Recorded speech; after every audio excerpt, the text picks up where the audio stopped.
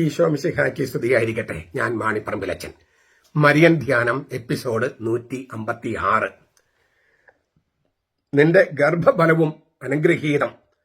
അതേക്കുറിച്ച് ഗർഭഫലം എന്നതിനെക്കുറിച്ച് ഉദരഫലം, നിന്റെ ഉദരഫലമായ ഈശോ എന്നാണല്ലോ നമ്മൾ മരിയസ്തുതിയിൽ ചൊല്ലുന്നത്. അപ്പോൾ നിന്റെ ഗർഭഫലമായ അല്ലെങ്കിൽ നിന്റെ ഉദരത്തിൻ ഫലമായ ആ വാക്യത്തെക്കുറിച്ചാണ് നമ്മൾ, എലിസബത്ത് പറഞ്ഞ തിരുവചനത്തെക്കുറിച്ചാണ് നമ്മൾ രണ്ട് എപ്പിസോഡ് നമ്മൾ കണ്ടു കഴിഞ്ഞു. ആ ഗർഭഫലമെന്ന് എലിസബത്ത് ഉപയോഗിക്കാനുണ്ടായ കാരണം എന്ത്, അതാണ് നമ്മൾ ചർച്ച ചെയ്തുകൊണ്ടിരിക്കണേ. മറ്റു ചില കാരണങ്ങൾ കൂടി ഉണ്ട് എന്ന് നമ്മൾ ഇന്ന് കാണുകയാണ്. നിന്റെ ഗർഭഫലം, അതായത് മറിയത്തിൽ ഉള്ളത് പുരുഷന്റെ വിത്തല്ല, സ്ത്രീയുടെയാണ്. ഗർഭത്തിന്റെ ഫലമാണ്, സ്ത്രീയുടെ വിത്താണ്.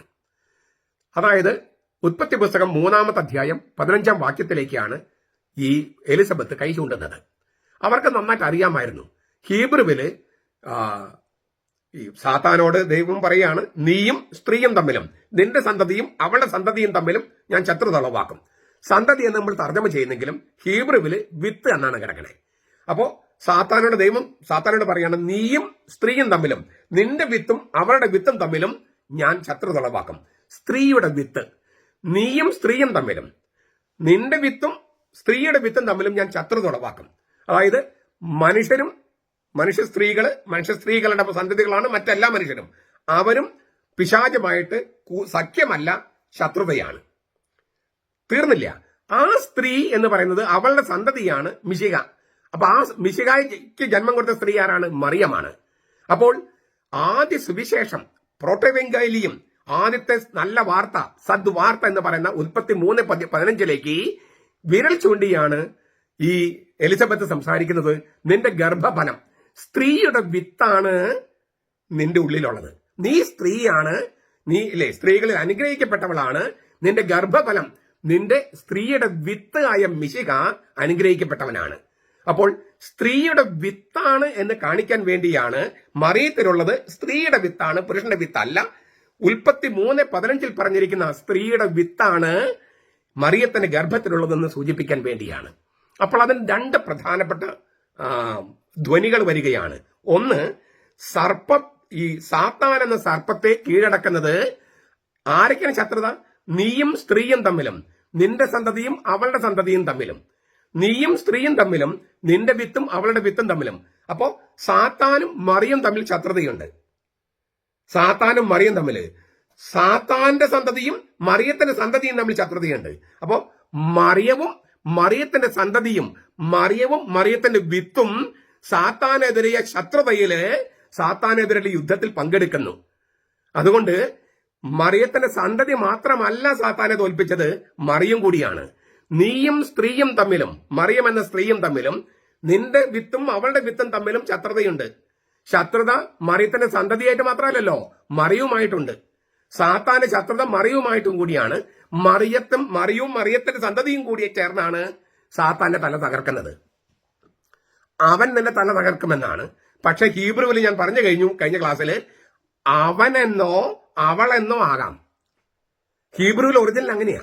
ആ ഒറിജിനൽ അറിയാത്തവരാണ് മലയാളം മാത്രം പറഞ്ഞിട്ട് അവൻ എന്നാണ് പറഞ്ഞത്, അവൾ എന്ന് പറഞ്ഞിട്ടില്ലെന്ന്. ജെറോം അവൾ എന്നാണ് തർജ്ജമ ചെയ്തേ. ഹീബ്രുവിൽ അങ്ങനെ സാധിക്കും. മാത്രമല്ല, ഞാൻ പറഞ്ഞു കഴിഞ്ഞു, ശത്രുത എന്ന് സാത്താനുമായി ശത്രുത എന്ന് പറയുന്നത് മിശിഹായ്ക്ക് മാത്രമല്ലല്ലോ, നീയും സ്ത്രീയും തമ്മിലും ശത്രുതയുണ്ട്. അതായത് സാത്താനും മറിയും തമ്മിൽ ശത്രുതയുണ്ട്. സാത്താന്റെ സന്തതിയും മറിയത്തിന്റെ സന്തതിയും തമ്മിൽ ശത്രുതയുണ്ട്.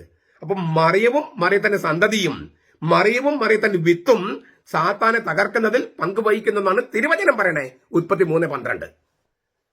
ആ തിരുവചനത്തെ മാനിക്കാതെ മറിയത്തിന് യാതൊരു റോളും ഇല്ല, മിശിഹായ്ക്ക് മാത്രമേ റോളുള്ളൂ എന്ന് തിരുവചനത്തെ വ്യഭിചരിച്ചുകൊണ്ട് പറയുന്ന പെന്തക്കോസ്തകാരോടും യഹോവ സാക്ഷികളോടും അങ്ങനെയുള്ള ദൈവസഭക്കാരോടും ഒക്കെ അവരെക്കെതിരെ ഞാൻ പറയുന്നതിന് കാരണം അവർ തിരുവചനത്തിനെതിരെ സംസാരിക്കുന്നത് കൊണ്ടാണ്.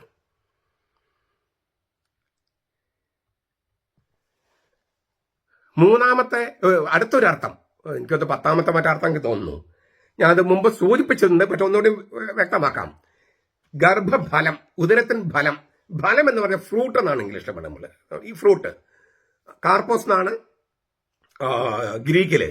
അപ്പോൾ ഫ്രൂട്ട് എന്ന് പറഞ്ഞാൽ നമ്മൾ ഒരു വൃക്ഷത്തിന്റെ സങ്കല്പം വരികയാണ്. ഒരു വൃക്ഷം, അതിലല്ലേ ഫ്രൂട്ട് ഫലം ഉണ്ടാകുന്നത്, മാങ്ങ, ചക്ക, അല്ലെങ്കിൽ അങ്ങനെയുള്ള ഫ്രൂട്ട്, ഫലം. അപ്പോൾ മറിയത്തെ വൃക്ഷത്തോട് ഉപമിച്ചിരിക്കുകയാണ് എലിസബത്ത്. നിന്റെ ഗർഭത്തിന്റെ ഫലം, ദ ഫ്രൂട്ട് ഓഫ് ദൈ വൂംബ്, ദ ഫ്രൂട്ട് ഓഫ് ദൈ വൂംബ്, നിന്റെ ഗർഭത്തിന്റെ ഫലം. മറിയത്തെ വൃക്ഷത്തോട് ഉപമിച്ചിരിക്കുകയാണ്. വൃക്ഷഫലം പോലെ മറിയത്തിന്റെ ഗർഭഫലം. ദൈവമാണ് ജീവന്റെ വൃക്ഷം, അതിലെ സജീവ ശാഖയാണ് മറിയം. ജീവദായകനായ ദൈവപുത്രൻ മറിയം എന്ന ദൈവിക ശാഖയിലെ ഫലമാണ്. നമ്മൾ മാമോദിസയില് നമുക്ക് കിട്ടുകയാണെന്ന് ഓർക്കണേ. ഞാൻ പലപ്പോഴും പറഞ്ഞിട്ടുള്ള കാര്യമാണ്, യേശുവിന്റെ പിളർന്ന് കിടക്കുന്ന പാർശ്വത്തിൽ നിന്നൊഴുകിയ ജീവജലമാണ് മാമോദിസ തൊട്ടിയിലുള്ളത്, അല്ലാതെ പമ്പയിലെയും പെരിയാറിലെയും വെള്ളമല്ല. അതുപോലെ തന്നെ അവന്റെ പാർശ്വത്തിൽ ഒഴുകിയ ജീവരക്തമാണ് വിശുദ്ധ കുർബാന എന്ന് പറയണേ. ആ മാമോദിസ ജീവജലത്തില് കർത്താവിന്റെ പാർശ്വത്തിൽ ഒഴുകുന്ന ജീവജലത്തിൽ നമ്മൾ മാമോദിസ മുങ്ങുകയും കർത്താവിന്റെ ജീവരക്തം, പാർശ്വത്തിൽ നിന്ന് ജീവരക്തം നമ്മൾ കുർബാന സ്വീകരിക്കുകയും ചെയ്യുമ്പോൾ തോമാസ് ലീഗ കർത്താവിന്റെ പാർശ്വത്തിൽ ഒട്ടിച്ചു ചേർക്കപ്പെട്ടതുപോലെ നമ്മൾ സാക്ഷാൽ മുന്തിരിവള്ളിയായ യേശുവിന്റെ ശാഖയായി ഒട്ടിച്ചു ചേർക്കപ്പെടുകയാണ്. റോമാലേഖനം 11 യോഹന്നാൻ സുവിശേഷം 15:1 നമുക്ക് കാണാം. മറിയം അതുപോലത്തെ ഒരു ശാഖയാണെന്ന്, സജീവ ശാഖയാണെന്ന് എലിസബത്ത് പറയാണ്. ദൈവമാണ് ജീവന്റെ വൃക്ഷം, അതിലെ സജീവ ശാഖയാണ് മറിയം. അവള് മറിയത്തോട്, യേശുവിനോട് ഒട്ടിച്ച് ചേർക്കപ്പെട്ടവളാണ്. അങ്ങനെയുള്ളവളുടെ ഉള്ളിൽ നിന്നാണ് ജീവദായകനായ ദൈവപുത്രൻ ഈ മറിയം എന്ന സജീവ ശാഖയിലെ ഫലമായിട്ടാണ് നമുക്ക് നൽകപ്പെടുന്നത്. എന്തൊരു ഉയർന്ന ദൈവശാസ്ത്രമാണ് എലിസബത്ത്. ഗർഭഫലം, the fruit of thy womb എന്ന് പറയുമ്പോൾ മറിയത്തെ വൃക്ഷത്തോട്, അല്ലെങ്കിൽ ആ ശാഖയെ, സജീവ ശാഖയോട് ഉപമിക്കുകയാണ്, ഫലമുള്ള ശാഖയോട്. നമ്മളും സാക്ഷാൽ മുന്തിരിവള്ളിയായ യേശുവിന്റെ, സാക്ഷാൽ മനുഷ്യനായ യേശുവിന്റെ സജീവ ശാഖയായി മാറുകയാണ് ഈ പ്രവേശക കൂദാശകളിലൂടെ, 3 കൂദാശകളിലൂടെ. അപ്പോൾ പരിശുദ്ധാത്മാവിന്റെ 12 ഫലങ്ങൾ പുറപ്പെടുവിക്കാൻ നമുക്ക് കഴിയാണ്. അതാണ് മറ്റൊരർത്ഥം. 11ാമത്തെ ഒരർത്ഥം ഞാൻ പറയട്ടെ. ഏദൻ തോട്ടത്തില് വിലക്കപ്പെട്ട വൃക്ഷത്തിന്റെ ഫലം ശാപം കൊണ്ടുവന്നു. ഏദൻ തോട്ടത്തിൽ വിലക്കപ്പെട്ട വൃക്ഷത്തിന്റെ ഫലം, മറിയം എന്ന വൃക്ഷശാഖയിലെ ഫലം കൃപ കൊണ്ടുവരുന്നു. മറിയത്തിന്റെ ഗർഭഫലം കൃപ കൊണ്ടുവരുന്നു, രക്ഷയ്ക്കുള്ള കൃപ കൊണ്ടുവരുന്നു. അപ്പോൾ ഏദൻ തോട്ടത്തിൽ വിലക്കപ്പെട്ട വൃക്ഷത്തിന്റെ ഫലം ശാപം കൊണ്ടുവന്നെങ്കിൽ, അത് കഴിച്ചപ്പോൾ പാപത്തിലൂടെ ശാപം മരണം കൊണ്ടുവന്നെങ്കിൽ, മറിയം എന്ന വൃക്ഷത്തിലെ ഫലം കൃപ കൊണ്ടുവരുന്നു, മനുഷ്യരെ രക്ഷിക്കാനുള്ള കൃപ കൊണ്ടുവരുന്നു. കൃപയാൽ നാം രക്ഷിക്കപ്പെട്ടു. ആ കൃപയുടെ ഫലമാണ് ഈ മറിയത്തിലെ ഗർഭഫലം. ഹവ്വ വൃക്ഷത്തിന്റെ ഫലം തിന്നു, മനുഷ്യന്റെ പതനമായിരുന്നു അത്. മറിയം ഫലം ഗർഭത്തിൽ കൊണ്ടു നടക്കുന്നു. ജീവന്റെ ഫലം. മനുഷ്യന്റെ ഉയർത്തെഴുന്നേൽപ്പും വീണ്ടെടുപ്പുമാണ് ആ ഫലം നമുക്ക് നൽകുന്നത്. ഇതാണ് നിന്റെ ഗർഭഫലം എന്നതുകൊണ്ട് എലിസബത്ത് ഉദ്ദേശിക്കുന്നത്. നമുക്കിത് തന്നെ ഒരു വലിയ തീസിസായിട്ട് എഴുതാൻ കേട്ടോ.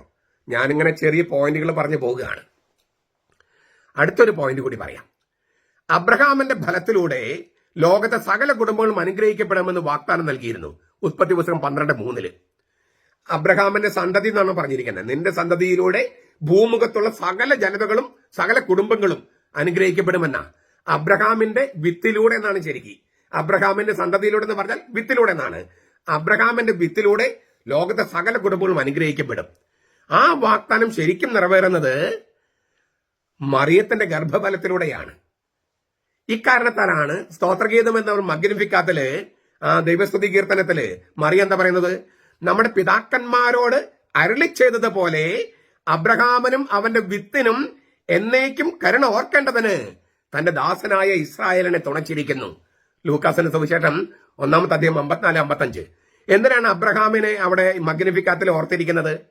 അബ്രഹാമിന്റെ വിത്തിലൂടെ, അബ്രഹാമിന്റെ സന്തതിയിലൂടെ ലോകത്തെ സകല കുടുംബങ്ങളും അനുഗ്രഹിക്കുമെന്നാണ്. ആ അബ്രഹാമിന്റെ വിത്ത് ആരാണ്? യേശു. അബ്രഹാമിന്റെ സന്തതി ആരാണ്? യേശു. പക്ഷെ ആ സന്തതി, ആ ഫലം ഇപ്പൊ എവിടെ കിടക്കുന്നത്? മറിയത്തിന്റെ ഗർഭത്തില്. അപ്പൊ മറിയത്തിന്റെ ഗർഭഫലമായ ഈശോയാണ് അബ്രഹാമിന്റെ വിത്ത്. അബ്രഹാമിന്റെ വിത്തിലൂടെ ലോകത്തെ സകല കുടുംബങ്ങൾ ആശീർവദിക്കും പറഞ്ഞല്ലോ. ആ അബ്രഹാമിന്റെ വിത്ത് മറിയത്തിന്റെ ഗർഭഫലമാണ്. അതുകൊണ്ടാണ് മറിയും അബ്രഹാമും തമ്മിൽ ആ ബന്ധം മഗ്നിഫിക്കാത്തിൽ അവതരിപ്പിക്കുന്നത്. ഞാൻ മറിയത്തിന്റെ വാക്കുകൾ ഒന്നുകൂടി പറയാണ്. നമ്മുടെ പിതാക്കന്മാരോട് അരുളി ചെയ്തതുപോലെ അബ്രഹാമിനും അവന്റെ സന്തതിക്കും വിത്തിനും എന്നേക്കും കരുണ ഓർക്കേണ്ടതിന് തന്റെ ദാസനായ ഇസ്രായേലിനെ തുണച്ചിരിക്കുകയാണ്. അതാണ് എന്റെ ഗർഭത്തിൽ കിടക്കുന്നതെന്നാണ്. ആ ഗർഭത്തിൽ ഈശോ കിടക്കുമ്പോഴാണ് മറിയ ഈ പാട്ട് പാടുന്നത്, എലിസബത്തിന്റെയും സക്കറിയാസിന്റെയും വീട്ടിൽ വെച്ചിട്ട്. അപ്പോ എന്തുകൊണ്ടാണ് അബ്രഹാമുമായിട്ട് മറിയം അവിടെ ബന്ധപ്പെടുത്തുന്നത്? ഈ ഉൽപ്പത്തി പുസ്തകം 12:3 മറിയം ഓർക്കുന്നത് കൊണ്ടാണ്. ഗർഭഫലം എന്നതുകൊണ്ട് എലിസബത്ത് അവിടെ പറയാനുണ്ടായ കാരണവും അവിടെ വെച്ച് തന്നെ, എലിസബത്തിന്റെ വീട്ടിൽ വെച്ച് തന്നെ അബ്രഹാമിനെ മറിയം ഓർക്കുന്നതിന് കാരണവും ഇത് തന്നെയാണ്. ദൈവത്തിന്റെ വാഗ്ദാനം, അബ്രഹാമിന് കൊടുത്ത വാഗ്ദാനം നിറവേറുന്നത് മിശിഹായിലൂടെയാണെങ്കിലും ആ മിശിഹ മറിയത്തിന്റെ ഗർഭഫലമാണ്. അങ്ങനെ മറിയത്തിന്റെ ഗർഭഫലമാണ് അബ്രഹാമിന്റെ വിത്ത്. മനസ്സിലായോ? ഈ തിരുവചനങ്ങളുടെ ബന്ധമാണ്. അത് മനസ്സിലാക്കാത്തത് കൊണ്ടാണ് നമുക്ക് തെറ്റുപറ്റുന്നത്. പഴയ നിയമം വായിക്കുക പോലും ചെയ്യില്ല പലര്. അതിലത്തെ ദൈവം യുദ്ധക്കൊതീനാന്ന് പറഞ്ഞു മാറ്റിവെച്ചിരിക്കുക. ബൈബിളിനെ കുറിച്ചുള്ള അജ്ഞതയുടെ ആഴമാണ് കാണിക്കുന്നത്. ഞാൻ കണ്ടിട്ടില്ല ഞാൻ പഴയ നിയമം മുഴുവൻ വായിച്ചു, ഒരുപാട് വ്യാഖ്യാനങ്ങൾ എഴുതിയിട്ടും യുദ്ധക്കൊതീനായ ഒരു ദൈവത്തെ ഞാൻ അവിടെ കണ്ടിട്ടില്ല. നിങ്ങൾക്ക് വായിക്കാൻ അറിയാത്തത്, അല്ലെങ്കിൽ വായിച്ചിട്ട് വ്യാഖ്യാനിക്കാൻ അറിയാത്തത്, എന്നിട്ട് അറിവില്ലായ്മ തന്നെ പ്രഖ്യാപിച്ച് നടക്കുന്നത്, ദൈവത്തെ പഴി പറഞ്ഞിട്ട് യാതൊരു കാര്യമില്ല. നിങ്ങൾ കാര്യങ്ങൾ നേരെ പഠിക്കാൻ തയ്യാറല്ലാതെ യുദ്ധക്കൊതീനാണെന്ന് മീഡിയ പറഞ്ഞത് മുഴുവൻ ആവർത്തിക്കുമ്പോൾ നിങ്ങൾക്ക് യേശുവിനും അറിയില്ല, ദൈവത്തിനും അറിയില്ല, ബൈബിളും അറിയില്ല, പഴയ നിയമവും അറിയില്ല എന്നർത്ഥം. ഇതൊക്കെ ഈ ബന്ധം ഒന്ന് നോക്കിയാൻ, അബ്രഹാമും മഗ്നിഫിക്കാത്തും മറിയും തമ്മിലുള്ള ആ ബന്ധം നോക്കിയാൻ എത്രയോ ആഴമാറിയ സംഗതികളാണ് കിടക്കുന്നത്. അബ്രഹാമിനോട് പറയുന്ന ആ വാഗ്ദാനം എന്ന് പറഞ്ഞത് BC 2000-ലാണ്. 2000 വർഷം കഴിഞ്ഞിട്ടാണ് അബ്രഹാമിന് നൽകപ്പെട്ട വാഗ്ദാനം നിറവേറുന്നത്. അത്തരം പ്രവചനങ്ങളാണ് ബൈബിളിലുള്ളത്. നമ്മൾ ഈ ധ്യാനഗുരുക്കന്മാർ ചോദിച്ചിട്ട് എനിക്ക് ഫ്ലാറ്റ് വാങ്ങിക്കാമോ, ഈ കുട്ടി കല്യാണം കഴിക്കാമോ, അങ്ങനെയുള്ള ഈ നക്കാപ്പിച്ച പ്രവചനങ്ങളും ദർശനങ്ങളും അത് ബൈബിളിലില്ല. വിജാതിരുടെ കയ്യിലുണ്ടായിരുന്നു, പക്ഷെ ബൈബിളിലില്ല. അത് വിജാതിരുടെ സ്വാധീനം ചില ഇസ്രായേലിനെ വഴിതെറ്റിച്ചിട്ടുണ്ട്. സാവൂളിനെപ്പോലുള്ള ആളുകളെ, പഴയ നിയമത്തിൽ സാവൂളിനെപ്പോലുള്ള ആളുകൾ വഴിതെറ്റിച്ചിട്ടുണ്ട്. പക്ഷെ അതൊന്നും ദൈവത്തിന്റെ രീതി ആയിരുന്നില്ല. അതുകൊണ്ടാണ് രാജ്യത്വം അവനിൽ നിന്ന് എടുക്കപ്പെട്ടത്. ഒരു കാര്യം കൂടി പറയട്ടെ, ഈ മറ്റൊരു പഴയ നിയമ വചനത്തിലേക്കും വിരൽ ചൂണ്ടാണ് ആര്? ഈ എലിസബത്ത്. നിയമാവർത്തന പുസ്തകത്തിൽ 7:13, നിയമാവർത്തനം 7:13, 28:4 അവയുടെ പൂർത്തീകരണം, അതിന്റെ പ്രതീക്ഷ നമ്മുടെ പ്രതീക്ഷയ്ക്ക് അപ്പുറത്താണത്. എന്നാണ് നിയമാവർത്തനം 7:13? അവിടുന്ന് നിന്നെ സ്നേഹിച്ച് അനുഗ്രഹിച്ച് വർദ്ധിപ്പിക്കും, അവിടുന്ന് നിനക്ക് തരുമെന്ന് നിന്റെ പിതാക്കന്മാരോട് ശപഥം ചെയ്തിട്ടുള്ള നാട്ടിൽ നിന്റെ ഗർഭഫലവും നിന്റെ കൃഷിഫലവും അവിടുന്ന് സമൃദ്ധമാക്കും, നിന്റെ ധാന്യം, നിന്റെ വീഞ്ഞ്, നിന്റെ എണ്ണ എന്നിവ സുലഭമാക്കാൻ അവിടുന്ന് അനുഗ്രഹിക്കും, കന്നുകാലിയുടെ പേറും ആടുകളുടെ പെറ്റുപെരുകലും നിർബാധമായി ഉണ്ടാകും. ഇതാണ് നിയമാവർത്തനം 7:13. നിയമാവർത്തനം 28:4 ഇതിനോട് ബന്ധപ്പെട്ട് പോകുന്നതാണ്. നിന്റെ ഗർഭഫലവും നിന്റെ കൃഷിഫലവും നിന്റെ വളർത്തുമൃഗഫലവും നിന്റെ കന്നുകാലികളുടെ പേറും ആടുകളുടെ പ്രസവവും അനുഗ്രഹിക്കപ്പെടും. എലിസബത്ത്, ഈ പഴയ നിയമം അറിയുന്നവളാണ് എലിസബത്ത്. പഴയ നിയമത്തെ പുച്ഛിച്ച് തള്ളി മാറ്റി നിർത്തുന്നവളല്ല എലിസബത്ത്, നമ്മൾ പലരും ചെയ്യുന്നത് പോലെ. ഈ പൗരോഹിത്യം എന്ന കാര്യം വരുമ്പോൾ അത് പഴയ നിയമം ആണെന്നും ഈ വിഗ്രഹങ്ങളെ ആരാധിക്കരുത് എന്നുള്ള അത് വരുമ്പോൾ പഴയ നിയമം നോക്കാതെ പുതിയ നിയമം മാത്രം നോക്കിയാൽ മതിയെന്നും പറയുന്ന ഇരട്ടത്താപ്പുകാരുണ്ടല്ലോ. അതായത് തിരുസ്വരൂപങ്ങളെ കുറിച്ച് പറയുമ്പോൾ ഉടനെ തന്നെ പഴയ നിയമത്തിലെ വചനെടുക്കും. എന്നാൽ പൗരോഹിത്യത്തെ കുറിച്ച് പറഞ്ഞാലോ അത് പഴയ നിയമത്തിലാണോ ഉള്ളൂ, പുതിയ നിയമത്തിൽ ഇല്ലെന്ന് പറയും. ഇത് ഇരട്ടത്താപ്പാണ്. തങ്ങൾക്ക് ഇഷ്ടപ്പെട്ട കാര്യം വരുമ്പോൾ പഴയ നിയമത്തിലേക്ക് കൊണ്ടുപോകും, പഴയ നിയമം വചനം റെഫർ ചെയ്യും. തങ്ങൾക്ക് ഇഷ്ടപ്പെടാത്ത കാര്യം വരുമ്പോൾ അത് പഴയ നിയമമാണെന്ന് പറഞ്ഞ് തള്ളിക്കളയും. ഇത് ഇരട്ടത്താപ്പാണ്. നമുക്ക് എന്തുകൊണ്ടാണ്, ക്രിസ്ത്യാനികൾക്ക് എന്തുകൊണ്ടാണ് പഴയ നിയമം പുതിയ നിയമം ഉള്ളത്? അത് പഴയ നിയമമാണ് കർത്താവ് ഈശോ മിശിഹായുടെ ബൈബിള്, മറിയത്തിന്റെ ബൈബിള്, പത്രോസിന്റെയും പൗലോസിന്റെയും തോമസ് ലീയുടെ ഒക്കെ ബൈബിള് പഴയ നിയമമാണ്. അവർക്കത് ഈ യുദ്ധക്കൊതിനായ ദൈവത്തിന്റെ കഥയായിട്ട് അവർക്ക് മനസ്സിലായിട്ടില്ല. ആ പഴയ നിയമം പൂർത്തിയാക്കാനാണ് കർത്താവ് വന്നത്, റദ്ദാക്കാനല്ല. ഇത്രയും കൃത്യമായിട്ട് കർത്താവ് പറഞ്ഞിട്ടും അതെല്ലാം പഴയ നിയമമാണെന്ന് പറഞ്ഞ് റദ്ദാക്കുന്ന പൗരോഹിത്യം തുടങ്ങിയ സംഗതികൾ വരുമ്പോൾ അപ്പോൾ റദ്ദാക്കിയെന്ന് പറയും. വിഗ്രഹാരാധന കാര്യം പറയുമ്പോൾ പഴയ നിയമം എടുക്കുള്ളൂ, പുതിയ നിയമം എടുക്കില്ല. ദൈവം മനുഷ്യനായ കാര്യം എടുക്കില്ല. ദൈവം മനുഷ്യനായി, ഞങ്ങൾ കണ്ടു തൊട്ടുന്നൊക്കെയാണ് യോഹന്നാൻ എഴുതിയിരിക്കുന്നത്. അവൻ ഭൂമിയിൽ മനുഷ്യനായി വന്നു. അപ്പൊ പഴയ നിയമത്തിലെ ചില കാര്യങ്ങൾ അവൻ മാറ്റിയിട്ടുണ്ട്, റദ്ദാക്കുകയല്ല, അതിന് രൂപാന്തരപ്പെടുത്തിയിട്ടുണ്ട്. ഇത് തിരിച്ചറിയാതെ പഴയ നിയമത്തെ ആവശ്യത്തിന്, അതായത് നമുക്കൊരു ഹിഡൻ അജണ്ട വെച്ചിട്ട് ആ അജണ്ടയിലേക്ക് പറ്റുന്ന തരത്തിൽ വചനങ്ങൾ ഇങ്ങനെ പിടിച്ചു വലിച്ച് ഇറക്കി കൊണ്ടുവരിക, എന്നിട്ട് ആ ഹിഡൻ അജണ്ട നടപ്പാക്കാൻ ശ്രമിക്കുക. അത് തിരുവചനത്തോട് ചെന്ന് വലിയ അപരാധമാണ്. മറിച്ച് തിരുവചനം എന്ത് പഠിപ്പിക്കുന്നുവോ ആ തിരുവചനത്താൽ പഠിപ്പിക്കപ്പെടാൻ അത് നമുക്ക് പ്രയാസമുള്ള സംഗതിയാണെങ്കിലും പഠിപ്പിക്കപ്പെടാൻ നമ്മൾ തയ്യാറാകുക. അങ്ങനെയെങ്കിൽ ഈ പഴയ നിയമ വചനങ്ങൾക്ക് ഗർഭഫലം എന്ന വാക്കുകൊണ്ട് ഈ എലിസബത്ത് മറ്റു ചില കാര്യങ്ങളും കൂടി സൂചിപ്പിക്കുകയാണ്. മറിയത്തിന്റെ ഗർഭഫലം, കൃഷിഫലം, പെണ്ണിന്റെ ഫലം, മണ്ണിന്റെ ഫലം, ഇതൊക്കെ സൂചിപ്പിക്കുകയാണ്. പേറും പ്രസവവും ഇതെല്ലാം വചനവുമായിട്ട് ബന്ധപ്പെട്ട് പോകണമെന്നാണ് പറയണേ. എന്ന് വെച്ചാൽ എന്താ അർത്ഥം? ഇപ്പോ കല്യാണം കഴിക്കില്ല, കല്യാണം കഴിച്ചാലും മക്കളില്ല, കല്യാണം കഴിക്കുന്നതിന് 40 വയസ്സ് കഴിഞ്ഞിട്ട് 42 വയസ്സ് കഴിഞ്ഞ്, അതായത് സുഖം ആസ്വദിക്കുക, ഉത്തരവാദിത്തങ്ങൾ വേണ്ട, മക്കള് വേണ്ട, സമുദായം വേണ്ട, എന്നോടുകൂടി ലോകം അവസാനിക്കട്ടെ, എനിക്ക് ശേഷം പ്രളയം വരട്ടെ, സഭയും വേണ്ട, തലമുറയും വേണ്ട, കുടുംബവും വേണ്ട. എന്തൊരു ഭീകരമായ പൈശാചികമായ ചിന്തയാണത്. ദൈവത്തിന്റെ വചനത്തിൽ ചേർന്ന് പോകാത്ത അവസ്ഥയാണത്. പേറും പ്രസവവും വേണമെന്നാണ് പറഞ്ഞതിന്റെ അർത്ഥം. അത് ഇല്ലേ, ഗർഭം ധരിച്ച് അമ്മയാകുന്നതിന്റെ ആനന്ദം ഇല്ലേ തുള്ളിച്ചാടി പോകേണ്ടതാണ്. ഈ അടുത്ത കാലത്ത് വലിയ ചർച്ച നടക്കുന്നുണ്ടല്ലോ, ആശുപത്രികളാണ് ഈ ഗർഭകാലത്തിന് ഇത്രമാത്രം പേടി സ്വപ്നമാക്കി മാറ്റിയത്. നമ്മുടെ വീടുകളിലൊക്കെ ആളുകൾ പ്രസവിച്ചത് ആശുപത്രിയിലായിരുന്നോ? ഞാൻ 5ാം ക്ലാസ്സിൽ പഠിക്കുന്ന സമയത്താണ് നേരം വെളുത്തു വന്നിട്ടുണ്ട് മൂത്ത ചേച്ചി അവിടെ മറ്റൊരു വീട്ടിൽ പ്രസവിച്ച് കിടക്കുന്നു. അന്ന് അങ്ങനെയാണ്. അപ്പോ തീർച്ചയായിട്ടും ശിശുമരണ നിരക്കോ അതൊക്കെ ഉണ്ടാവാം. പക്ഷെ ഇപ്പൊ നമ്മൾ കാണുന്ന ഈ പേടി സ്വപ്നമാണ്. ഗർഭം ധരിക്കുന്നത് പേടി സ്വപ്നമാണ്. കല്യാണം കഴിക്കുന്നത് ഭയങ്കരമായ സംഗതിയാണ്. സകലമാനം ഈ കോമഡി സീരീസ് മുഴുവൻ കല്യാണത്തെ മോശമായി ചിത്രീകരിക്കുക. കല്യാണം കഴിച്ച നരകമാണെന്നുള്ള മട്ടിലാണ് അച്ഛന്മാരും കന്യാസ്ത്രീമാരും കല്യാണം കഴിച്ചവരും പറയുന്നത്. പിന്നെ ആരാണ് ഇത് തമാശയ്ക്കെന്ന് പറയും. ചിലപ്പോ തമാശയാണെങ്കിലും അതിനകത്തൊരു കാര്യമുണ്ട്. അത് എല്ലാവരും കല്യാണത്തെ മോശമായിട്ട് ചിത്രീകരിക്കണം, ഏത് കോമഡി എടുത്താലും. അപ്പൊ പുതിയ തലമുറയ്ക്ക് കല്യാണം എന്ന് പറഞ്ഞാൽ അതൊരു ഭയങ്കര നരകാവസ്ഥയായിട്ട് കണക്കാക്കണേ. മക്കളുണ്ടായാൽ നരകമാണെന്ന് കണക്കാക്കണേ. ആ തത്വചിന്ത മാറ്റാനാണ് എലിസബത്ത് പറയുന്നത്. ഗർഭഫലം അനുഗ്രഹീതം, പേറും പ്രസവവും അനുഗ്രഹീതം, പെണ്ണിന്റെ ഫലവും മണ്ണിന്റെ ഫലവും അനുഗ്രഹീതം. ഈ വചനത്തോട് ചേർന്ന് പോകാനാണ് എലിസബത്ത് പറഞ്ഞത്. വാർദ്ധക്യത്തിലാണ് എലിസബത്തിന്റെ കുഞ്ഞിനെ കിട്ടിയത്. ജനത്തിനിടയിൽ എനിക്കുണ്ടായ അവമാനം നീക്കിക്കളഞ്ഞെന്നാണ്. ഇപ്പൊ ആ പ്രായത്തിൽ നമ്മൾ ആരെങ്കിലും ഒരു സ്ത്രീ ഗർഭം ധരിച്ചാൽ നാട്ടുകാരെല്ലാവരും കൊത്തി കൊല്ലൂല്ലോ. നിനക്ക് പൂതി മാറിയില്ലെന്ന് ചോദിച്ചിട്ട് ഇല്ലേ കൊത്തി കൊല്ലില്ലേ? മൂന്നാമതൊരു കുഞ്ഞുണ്ടായാൽ നമ്മുടെ നാട്ടുകാരെ വെറുതെ വെക്കുകയോ? അവർക്കെതിരൊക്കെ ശിക്ഷ നടപ്പാക്കണമെന്നാണ് എന്റെ അഭിപ്രായം. ഈ അനാവശ്യ ബോഡി ഷെയ്മിങ്ങും അനാവശ്യ സാമൂഹ്യ സമ്മർദ്ദങ്ങളും അതിനെതിരെയാണ് തിരുവചനം. നമ്മൾ തിരുവചനം കേൾക്കുകയും അതനുസരിച്ച് പ്രവർത്തിക്കുകയും ചെയ്യുന്നില്ലെങ്കിൽ ഇതെല്ലാം നമുക്ക് ശാപമായി തീരും. കരുണ പറഞ്ഞുകൊണ്ടിരുന്നിട്ട് കാര്യമൊന്നുമില്ല.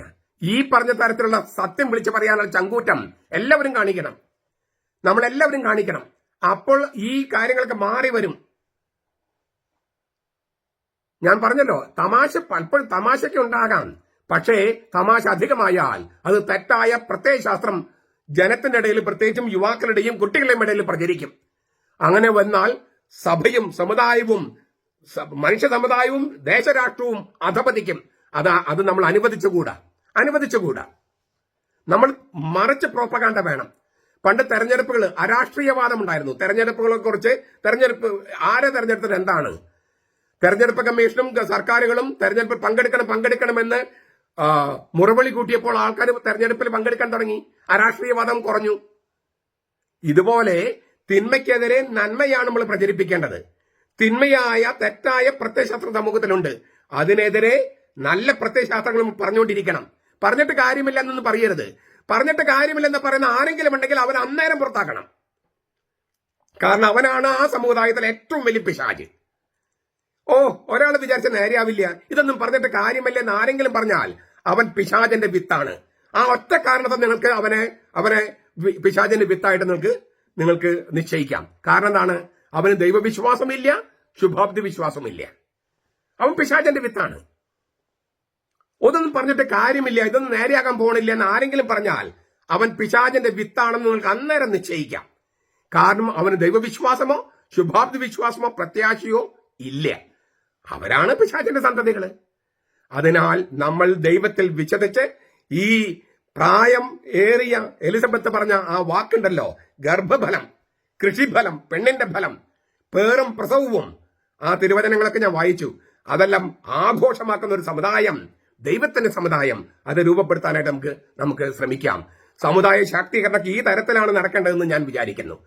നമ്മുടെ കർത്താവ് ഈശോ മിശിഹായുടെ കൃപയും പിതാവായ ദൈവത്തിന്റെ സ്നേഹവും പരിശുദ്ധാത്മാവിന്റെ സഹവാസവും നാം എല്ലാവരോടും കൂടി ഉണ്ടായിരിക്കട്ടെ, ഇപ്പോഴും എപ്പോഴും എന്നേക്കും. ആമേൻ.